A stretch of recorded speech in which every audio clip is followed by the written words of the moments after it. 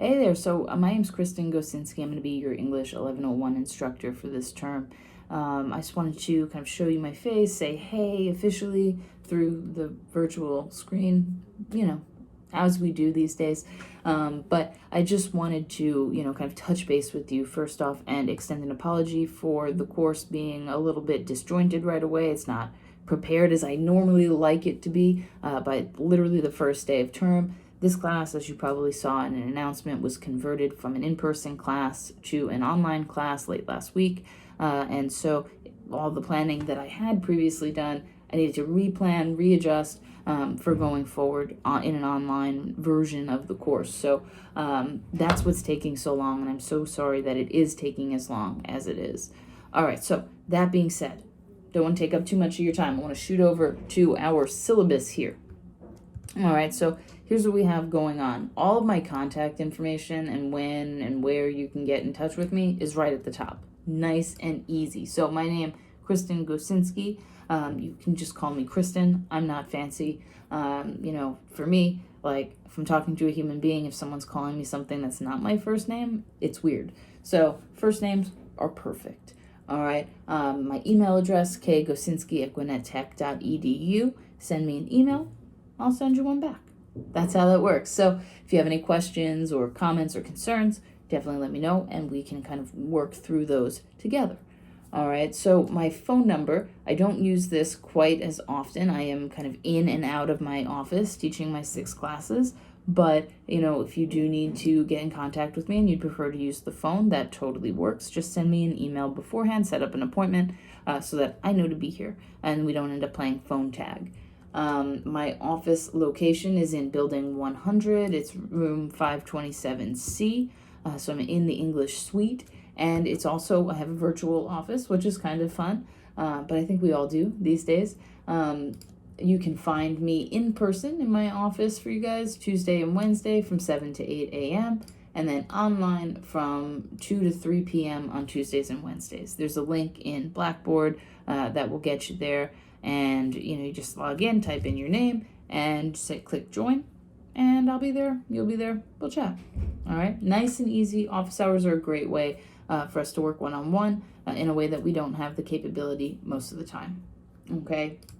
In terms of a textbook, you don't need to buy a textbook for this class, so, don't worry about it. Don't worry about going to the bookstore or anything like that. In terms of grades, I know this is what everyone wants to hear about. So your grades are broken down into 4 categories. The first one is the illustration example essay. The second is the comparison contrast essay. Third is the argumentative essay. And the final category is assignments. Most of your assignments, I will say probably about 90%, are going to go into the assignments category. The only assignments that are present in the illustration example essay, the comparison contrast essay, and the argumentative essay categories are the final drafts for those assignments. Now, that might not make sense out of the context of the class, but if you've logged into Blackboard yet, you'll see that there are assignments that build up to those drafts and final drafts. All right, so the final drafts are the big guys that you really, really want to work hard on to make sure that you are doing as amazing a job as absolutely humanly possible.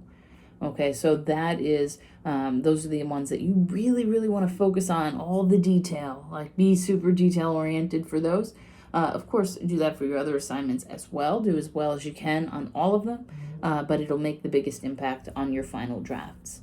Okay, so moving down in terms of course tools, make sure to only use Microsoft Word in this class. You can either use the online version or the downloaded application version. Either way works for me, but stick to Word. I only accept doc or docx files for assignments. So, I don't want to see PDFs or, links to Google Docs and things like that.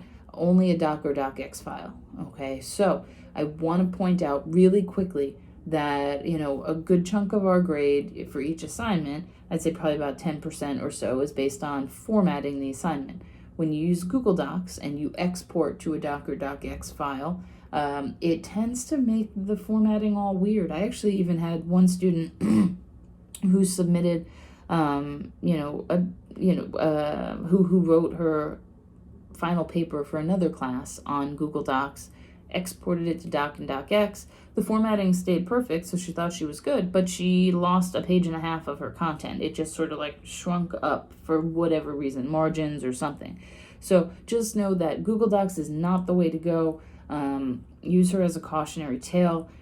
Use Microsoft Word. You pay for it in your fees and your tuition, so just use it, right? If you pay for something, it doesn't make sense not to use it. So just wanted to put that out there. Anything, like if you do use Google Docs and things change in exporting, then it's on you, okay? So you will lose points even if you can send me a picture of your Google Doc and it looks fine, right? So make sure that you don't lose points over using the wrong word processing program. All right, let's see. So we're going to skip in-class assignments. The email policy. I respond to emails within 24 hours, typically much faster. That's basically in there for like weekends when I might be away or something like that. But usually you'll hear back from me within a couple of hours at the absolute max. Sometimes I'll just be able to respond to you immediately. So really, just know I have 24 hours to respond to you. Most often I will not actually take that amount of time. Okay. So I do want to point out that I'm getting older and I do tend to go to bed at about 8 o'clock so I can wake up at 4 and work out before I go to work. So, if you email me after 8, I'm not going to get back to you until I get into the office the next day. So just sort of keep that in mind, okay? All of our deadlines are at 11:59 p.m. and I don't want you like stressing out because I haven't responded to you, and you emailed me after I already went to bed. Okay, so make sure you get your questions in early, plan ahead.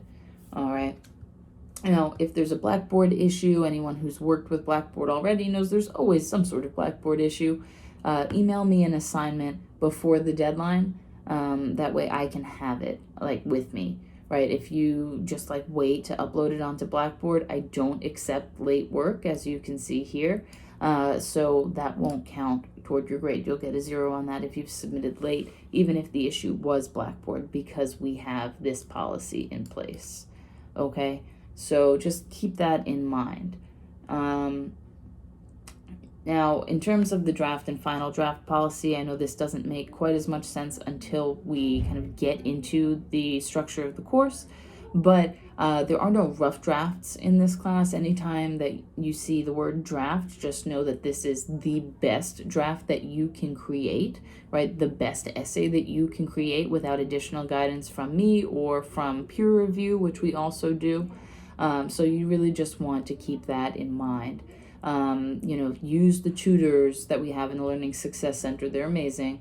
Use Grammarly to check your delivery and everything like that. I strongly recommend both of those. But also maybe get someone to look over your essay in your family or something like that. But your drafts are not rough drafts. They're the best you can create before you get comments from me and comments from your peers. So just keep that in mind. Now, in terms of peer review, every time you submit a draft, you will then have a peer review as the next assignment. If you don't submit a draft, you get a 0 for the draft, but then you also get a 0 for peer review, because peer review works both ways, right? You review someone's paper, someone else reviews yours, right? That's how that works. So without being able to forge that partnership, you're no longer able to participate, or fully participate, which means that you'll earn a 0 for that too. All right, so just keep that in mind as you go. Now, there is a significant revision policy. I'm not even going to talk about that right now. I'll talk about that as we get closer to the kind of end product for our illustration example essay. In terms of internet connection, this is an online class, so you need to have a stable internet connection. I will be posting videos each week to make sure you understand the content. I'm going to try my best to make sure each video is 10 minutes or less.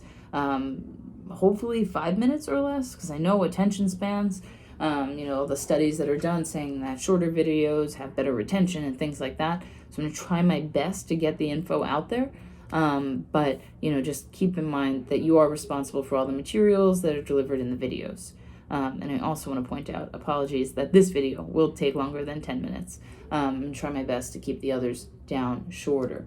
All right, so remember that if you're having an issue with the internet at your house, you can often just drive to, a restaurant and use their internet from the parking lot. So I've done that before myself, although I have to say at gas being like $4.30 a gallon, it seems like a less appealing option.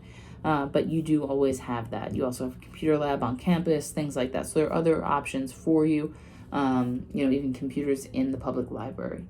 All right, so I just wanted to put that out there. In terms of our no-show policy, you have to submit the welcome quiz by the deadline, which I believe is this Friday. Should be the 11th. So just keep that in mind. If you do not submit that welcome quiz, you will be dropped from the class as a no-show. So make sure you complete that quiz. And we will talk about plagiarism more at another time, but just know using someone else's ideas as your own, or using someone else's ideas and not giving them credit, those are things that we don't do in this class. So please, please, please, especially for the second or like the latter parts of the class, keep that in mind. We have tools to use other people's ideas properly. Make sure you use them. The reason I say the latter part is because the first essay requires you to only use your brain, nothing from the outside world. So, so that should be a little bit easier. But yeah, just keep that in mind. Don't do plagiarism. Plagiarism is bad. We'll talk about why as we move forward. All right, thanks guys for hanging out with me. I appreciate you taking the time. Apologies that this was a longer video, but I will see you in the next one. Thanks so much.